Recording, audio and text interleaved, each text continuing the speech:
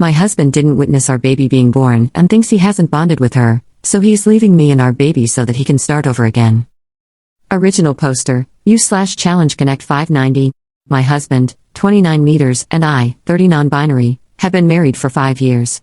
I gave birth to our first child in September, a girl. My husband was present for most of my labor, but things went very pear-shaped, and I had to have an emergency C-section. The doctors told him to leave the room and wait outside. In short, he did not see our daughter be born.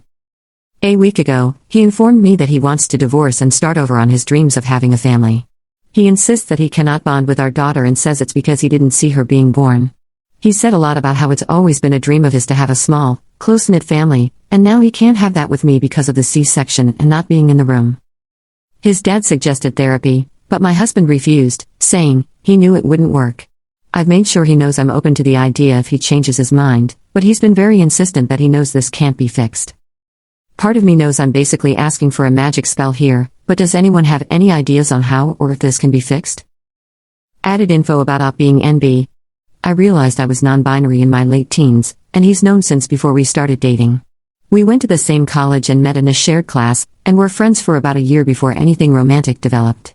He was much more active with her before announcing his desire to start over.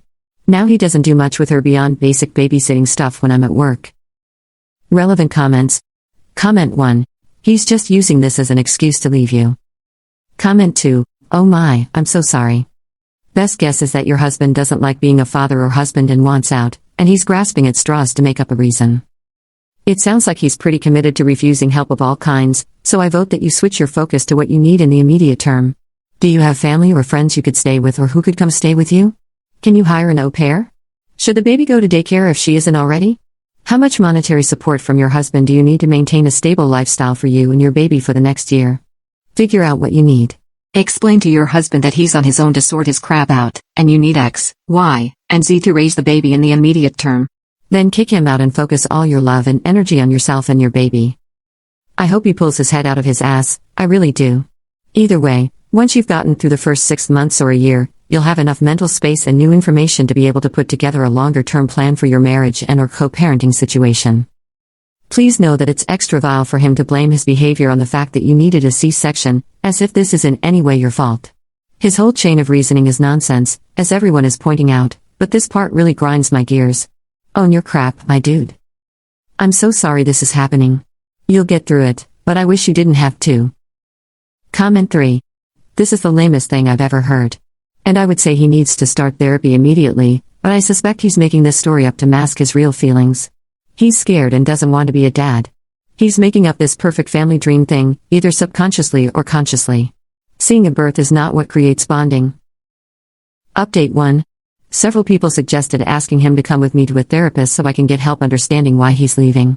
He agreed, and our appointment was yesterday. It didn't go badly, but it didn't go well either. He was very upfront with the therapist.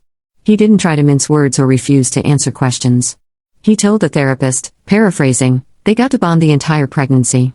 That baby is made of their body. I can't compare to that. My work started at birth, and I wasn't there, so I don't feel like I ever got hired, if that makes sense. Yeah, he compared it to not having an employment contract. I get the metaphor, I guess, but I'm not sure how it translates to him not being able to bond. Several people made transphobic comments, and several others asked if maybe my lack of gender was an issue. I assumed no because my husband had known that I'm non-binary since before we started dating, but I did bring it up while we were with the therapist. My husband insists that no, it has nothing to do with anything. He didn't care about what I am but how I did. The therapist was very focused on trying to help me understand, and I appreciate that. No complaints with him. I'm still completely in the dark, though, and my husband has started talking about choosing a lawyer. He says he wants a clean break before our daughter gets too attached. Update 2. This is probably going to be long and it isn't a happy update. We have filed. I have taken my daughter and moved back in with my parents, who aren't very happy about the divorce but are thrilled to have the chance to nanny my daughter, their words, not mine. Life was in stasis for about a week after my last post until my father-in-law, FIL, asked us to come over for dinner. He informed me that my soon-to-be ex had asked for his help paying for a lawyer. He had agreed with the requirement that we all sit down and have one last talk about the situation. He opened with saying that he thinks that getting this over with would be best for me and my daughter, My soon-to-be ex looked a little hurt at this, so he's willing to help, but he wanted to take one last shot at fixing it. The one last shot ended up being several hours of talking. Phil bluntly demanded that my soon-to-be ex explain his reasoning. Soon-to-be ex repeated the can't bond thing, and Phil asked why. The employment contract analogy was brought up again. After much back and forth, Phil just said, "I'm not buying this." "What's the real reason, soon-to-be ex?" Soon-to-be ex insisted until the end that what he'd been saying all along was his reasoning. He did not see our daughter be born, so he can't bond. He tried. He insisted. The connection isn't there. He was supposed to connect when our daughter was born. There was supposed to be a spark of connection between them, but that spark can only happen right at birth, I guess? In his mind, he can't get it now. Phil asked if soon-to-be ex thought our daughter wasn't his. My soon-to-be ex insists he has no doubts that he is our daughter's biological father. Phil asked if my soon-to-be ex was seeing someone else. Was there a woman or another pregnancy somewhere? My soon-to-be ex did not react well to this. He threw his phone down on the table and said that we were free to search it. He's not a scumbag. After that, the conversation turned to post-divorce life. My soon-to-be ex offered up that he'd been running the numbers and would volunteer $50 per month alimony and $50 per month in child support. He doesn't have to do either, mind, because we're divorcing and he wants to cut all ties with the kid, but he wants to be fair. $50 in alimony? Whatever, I have a job and a roof over our heads. I don't need it. $50 in child support? That is a lot less whatever. But I'm refusing to stress about it. The court will handle child support amounts. I'm making myself not be angry and let them deal with it. I admit I tuned out most of the rest of Phil's attempt to talk sense into his son after that comment. I think that was when the coffin finally nailed itself shut. I started packing when we got home and went to my parents' house the next day. I'm no longer talking to my soon-to-be ex. His lawyer talks to mine. We haven't spoken in almost 3 weeks. I don't think I need to tell you that he hasn't shown any concern for our daughter, but here I am anyway.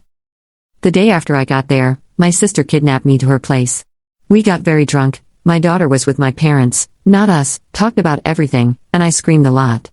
It felt good to let some of the frustration out. Then we just binge-watched horror movies until I passed out. I woke up with a headache from hell, but I felt better than I had in months. I can't transfer jobs, but I've got a glowing reference and enough paid leave to take my time and get things right. Phil reached out a few days ago and asked if I was going to cut him off completely. I told him that while the distance between us might make it harder to see each other regularly, he's not going to lose contact with me or my daughter. He's grateful for that. So, that's where we are. Divorce papers are filed, my daughter and I are back with my parents, and I'm doing my best to ignore my ex's existence. Thank you again to all of you who listened to my story these past few months. Update 3. I promised to give an update once everything was over, and it's mostly over now, so here I am, 7 months later. Our daughter turned 1 this month.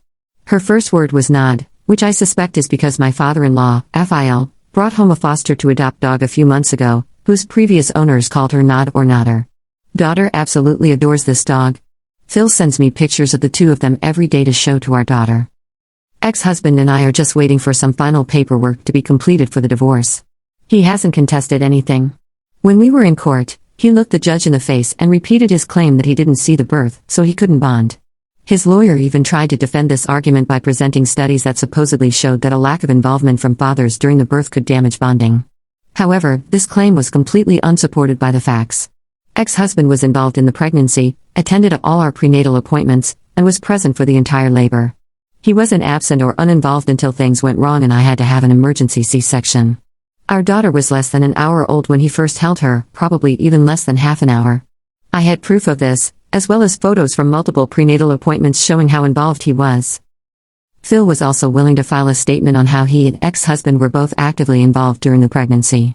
Needless to say, the judge was not impressed by the lawyer's arguments and even suggested that my ex should seek therapy, commenting that he might regret this decision later. But my ex-husband was firm in his stance, repeating that he needed to start over. As for visitation, he does have it according to the court paperwork, but would you care to guess if he's actually used it? Spoiler, he hasn't. He is also required to pay child support. If you've read my previous posts, you might remember that he offered me a whopping $50 a month.